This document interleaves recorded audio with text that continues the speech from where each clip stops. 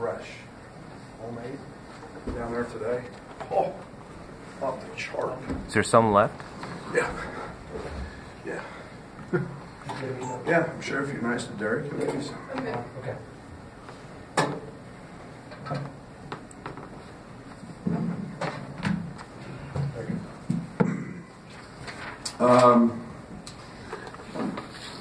Quite a way to start a statement. Goodness. I think we're coming off a game we didn't play real well in. I don't want to take anything away from Iowa, but they outfought us, they out-hustled us, they got every loose ball. We didn't win many 50-50 balls in that game, and that allowed them to play with a lot of confidence, and they got going. And I think Garza established himself and showed everybody why he's a Player of the Year candidate, but they made the plays when they had to. We had a lead, 4-point lead, 5.5 to go, and turned it over 3 times, committed 3 fouls, of which were just silly fouls, reaching and grabbing, and put the wrong guys on the line, and couldn't hold the lead. So give Iowa a lot of credit. Tough environment, tough place to play. They made the plays, and we didn't. So I think we've rectified that here in the last couple days. And it doesn't. As with any opponent, when they come in, they're all hard. And you get another great opponent in Maryland, and I don't know, 8, 9 in the country, and arguably have the most talented player in the country in Smith. So Josh is having a great year. He's having a great Big Ten season, shooting 50+%. Anthony Cowan is one of the better point guards, not just in our league, but in the country. 4-year starter, and then Aaron Wiggins. They've changed, bringing him off the bench, getting up 7-8 threes a game. Very good shooter, hard matchup. So this is a team that's really well balanced, and has a lot of really talented pieces. Brad, it seems like in the Big Ten, almost every team has an elite big man. Oturu, Garza, and now Smith. What are you seeing Kofi kind of learn and take from all of these challenges that he's facing? I hope a lot. I think they're all different. He's not going to go out there and be sticks, shooting 7, 8, 9 threes a game. But there are things that he can pick up from all those guys, from Garza, from the work to the contact to the running to whatever it may be, the wedging. There's continual things that he can continue to grow with, and he does. And yet he poses some problems that each of those people have as well. But he wasn't great the other day against Iowa, for sure. He understands that, but he wasn't the only one either.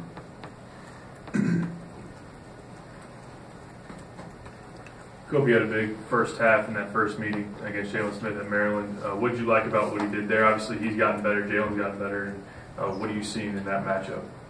Well, I think the one thing that hurt us in that game a little bit was Kofi getting in foul trouble, and when his time on the court was impactful. Maryland's quite a bit different 2 months later than they were when we played them. This is a 5-out team now. Smith is shooting lights out from the 3 in conference play. He's shooting a lot of them. They're running actions to get him 3s, where before it was, he was going to get some, but there were a lot more post-ups, and they've kind of flipped that. And Mark has really opened the court up, and they're playing a lot to those threes. I think they're averaging 26, 27 threes a game, maybe in their last 5, and so it's a different cover for Kofi in terms of having to guard that, and that's something that we'll have to be very dialed into. Brad Kofi kind of played it off saying that you guys have been in first place all year, but have you noticed kind of an extra energy knowing the sole possession of first place is on the line? And is that something you kind of want the guys fired up about going into tomorrow, or do you kind of try and temper that down to just another game? I want to play for first. I mean, I think Mark's got his team probably ready to play for first too, or Tom, or Fran, or Pat, or whoever. It's what we do. We're playing to win this game, and yeah, it just happens to be that right now the two teams that are tied for first, and the winner gets sole possession. So I would expect nothing more than both teams to play to their best capabilities. What would you may consider as the new team's biggest point of growth in the 2 months since you played Maryland last? Oh, I think our turnovers are way down. I think we've become more solid defensively. I think that was a growth game for us. That we started to do a few things differently about that time, especially on the defensive end, and guys bought in. And I think we're better in every aspect of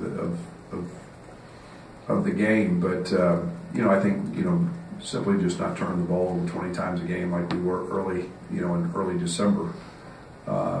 Is probably the biggest area we've grown. Brad, you mentioned obviously you want the guys to play for first, but how do you still keep principles of that nameless, faceless idea that you guys had mixed into this? That's what we talked about today. It's just practice was no different today than it was going into Wisconsin or going into Michigan or going wherever. It's what we do, and you guys can make all the fans can get all excited about the battle for first or whatever that is, and be honest, we have talked about it. It's been one of those deals where we know where we're at, and we know where they're at, and it's just the next game on the schedule, and we still have 8 more, 9 more, whatever we have after that. So, and as you guys know, this conference is crazy, and if you don't play, all we're doing is trying to go out and play our best, and that's against a really, really good basketball team. Fred, what have you emphasized with your team about attacking matchup zones like you saw against Iowa? And the easy thing would be to, hey, shoot them out of it, but if that's not happening, how are you guys attacking that?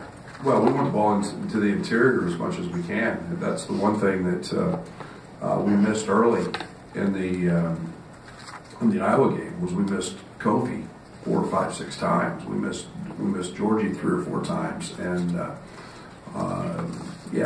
we've spent a good amount of time. We'll see zone tomorrow, and we've spent a good amount of time this week working on that. And when we got the ball in there into the interior, we were really good against Iowa, and but you can't go a whole possession and never throw it to the interior and get it to the paint. So we've got to be better there. Speaking of Georgie's touches, are you satisfied with the number of shot attempts he's getting per game right now? Yeah, I mean, I think it's the balance. I think it's the matchup. I think it's there's a lot of areas there. I would have liked to see him get more touches in the Iowa game, mainly against the zone because he's such a good passer and he's so good in that 12 to 15 foot area. We missed him a good amount of time, So, I think every matchup's a little different, every game's a little different, but I've got a lot of confidence when Georgie catches the ball, something good's going to happen, and we've got to be able to exploit those matchups when they're in our favor. Brad, the bench has been primarily the 3 guys getting the most minutes, but how important have those guys been to this stretch of basketball to get where you're at now? Yeah, so you guys look at them as bench guys, I look at them as good players, and their minutes all bunch up for me. I don't look at. I mean, yeah, we're getting great productivity. You could arguably say that Dre's been one of our 2 or 3 best players, and that's kind of the way I look at him. And it's nice to have Allen back. It's nice to he got his feet wet back at that field again. Made a couple shots. He's huge. Kipper's been great, and. So I think it's those guys know they're going to play and they're going to play a lot of minutes and they're productive pieces to us, and Some nights,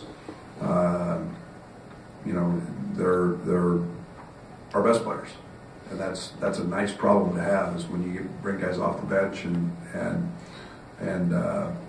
know that you're getting that kind of productivity.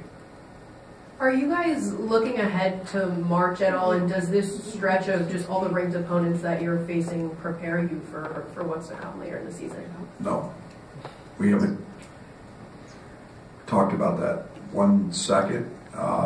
Again, that's for everybody else. I think one of the beautiful things about this conference is you could arguably say I think that Michigan was ranked, Ohio State were ranked. I don't know how many teams in our league have been ranked at some point this year. So it doesn't matter whether they're ranked now or whether they have been. They're all really good. And if you don't perform, you're going to lose. And that's something that will definitely help you as you move on and you get it, and you do get into postseason, is knowing that you've been sharpened. You've had to perform every night, and that's one of the things that you obviously have to do in the postseason, or you go home.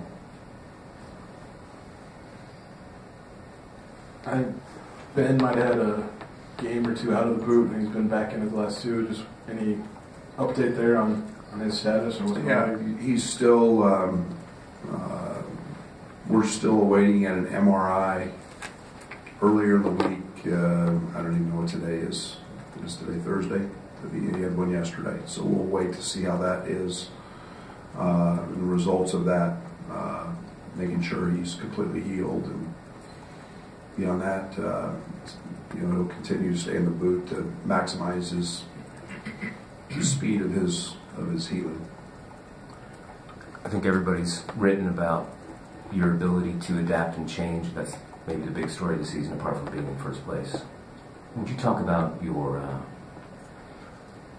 about benching a guy after his second foul, and whether you have to think about that on an individual basis? Well, I do that a lot. I think about that. I think the situation determines that. I would prefer to have guys have more opportunities to stay aggressive in the second half. Yet, that doesn't always work. If you feel like a game's slipping and you need that guy, if you feel like you're not getting quite the performance you need from the guys that replaced him, you may go back with that. I try to do that in very short stints when I put a guy back in, as to not let them get fatigued and commit a lazy foul, not necessarily have them in there where the opponent can isolate a situation to try to pick up a third. I know we look to try to do that sometimes, depending on the situation. So my main premise for it is to be able to have the 3 fouls going into the second half and be able to stay aggressive when you play in the second half, when the game comes down to the end. And so that's why I do that. It's not a every time deal, but it's completely based on the flow of the game from that aspect. Has Kofi had to change his perspective? He talked today about trying to stay out of foul trouble, especially early in games. And I remember early in the year, you almost were trying to get him to be maybe more aggressive and not worry about fouling. Has he had to try to change his mindset now that he's an established guy at 7 feet, 290? Yeah, and I don't think that's something we've talked about a lot. I think it's based on the physicality with which certain guys play. You may see it a little more with a Garza or a Teskey or a Williams at Purdue but I think it's a physical league, and big bodies are going to hit, and Kofi overpowered a lot of people early, and you don't do that at this level. So I don't think it's a big deal. I think his value to us is important when he's on the court, but fortunately he's been pretty mature at avoiding a lot of those situations this year. Is that all here, Coach? Brad, a lot of people over the last year or two have called Andres Feliz like a glue guy, and saying that he's one of the better ones out there. I know you said, he's maybe been one of the best 2 or 3 players, and you don't really look at the bench the same way other people do. But do you see Dre as kind of a glue guy, or is I don't know? Oh yeah, there's no doubt about that. Dre's a coach. Dre's going to be a coach. You can. He thinks the game. If you ask him last game, go back last game, and we just did a new scouting report. If you go back and ask him what the plays are that Iowa ran, he'll give you every one of them. He'll give you every one. He'll name every call. He'll name every play. Whatever, and mostly what everybody else is doing. And so he's a guy that everybody listens to because of him being so cerebral, him being very, very intelligent. He was off the chart yesterday. He got in a mode yesterday where nobody could guard him. Literally nobody could guard him.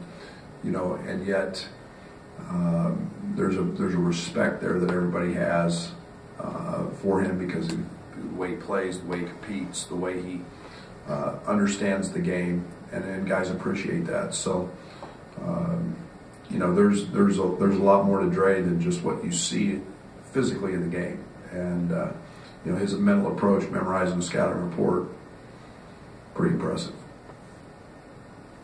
Thank you.